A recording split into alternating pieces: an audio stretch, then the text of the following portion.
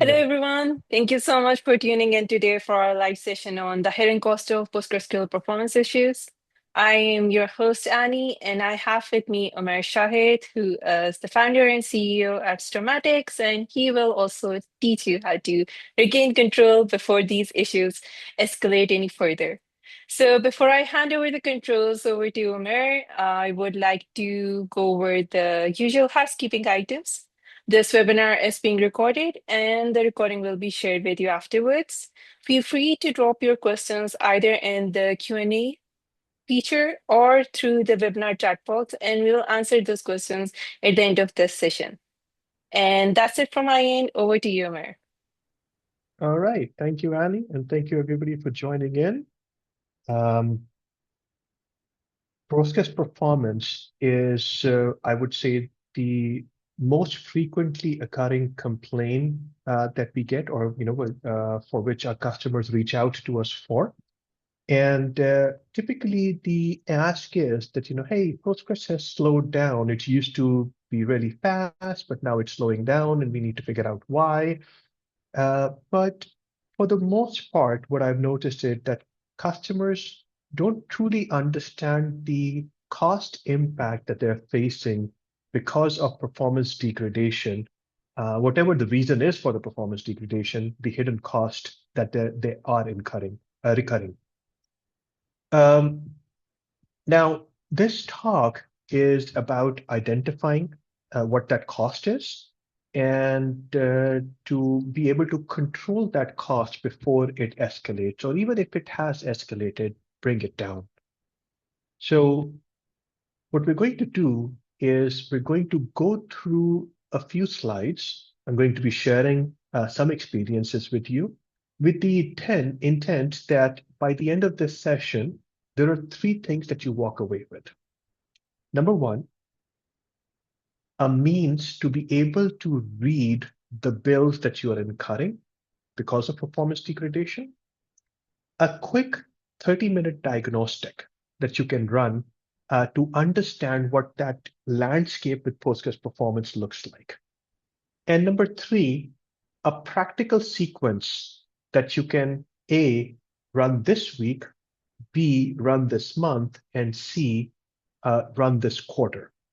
So you need to be able to read what those bills are. You need to be able to run those diagnostics and then practical steps to alleviate that pain that you can take in three steps. Now, in terms of the bills that we were talking about, performance issues impact three broad areas. It's infrastructure, operations, and application experience. Now, in terms of infrastructure, the knee-jerk reaction that we've typically seen our customers live with is that the moment they see a degradation in performance, or they see that an SLA is not being met or a certain speed is not being achieved, spend money on infrastructure, especially when you're on the cloud. It's very easy to upgrade the instance size. So the gut reaction tends to be to swipe, what I call swiping your credit card and getting a bigger instance. You can get faster storage, you can get more read replicas, you can do load balancing. So it's infrastructure cost that gets added in order to compensate for performance.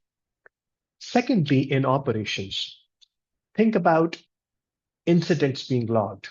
Think about a particular case where an SLA is not being met. You're on call. Somebody gets woken up in the middle of the night. People who are supposed to be working on product improvement get pulled into operations so that they can, troubleshoot and identify those issues and fix them. And that in turn impacts the product roadmap. So these are all operations, and that is a real cost to the organization.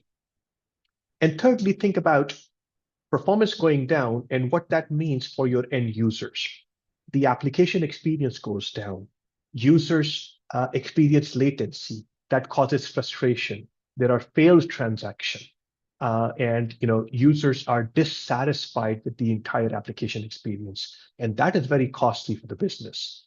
So infrastructure is direct costs. where you're paying for infrastructure, operations is somewhat indirect cost in terms of, the amount of time that's wasted over troubleshooting. But third, and most importantly, perhaps, is the business opportunity that gets lost, and that's where the third bill lies.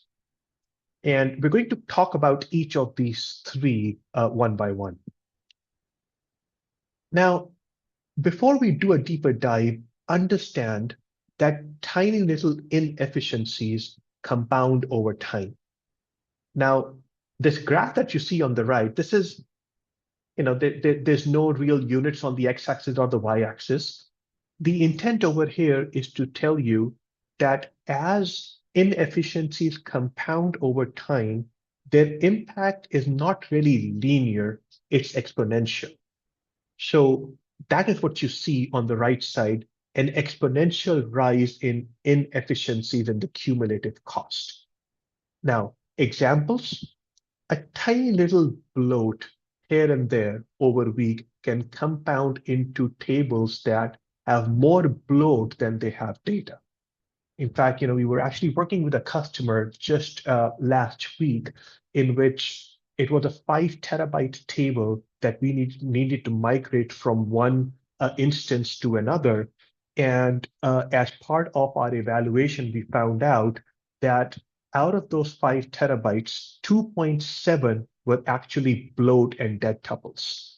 And when we cut those out, it reduced to 2.3 terabytes in total, and only 2.3 terabytes had to be moved.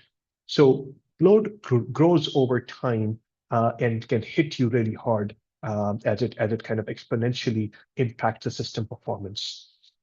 An index that is missing might turn what used to be a 200 millisecond request into a 2-second request, simply because the data is increasing in your table, and misconfigured parameters can cause inefficient calculations and inefficient operations of the database that involve disk, as an example, where memory should have been sufficient. That involves memory where CPU should have been sufficient, and so on and so forth. So small little inefficiency here and there compound over time and result in an exponential increase in cumulative cost across those three bills that we talked about. Now, as you try and look for diagnosis, and as those inefficiencies increase and you get hit by those costs, how do you go about doing your diagnosis? I would recommend that the very first thing that you do is look for wait events. Now, wait events you can get from pgstat activity and pgwait sampling, and what it tells you is what the database is waiting for, or what part of the database is waiting for what resource at any point in time.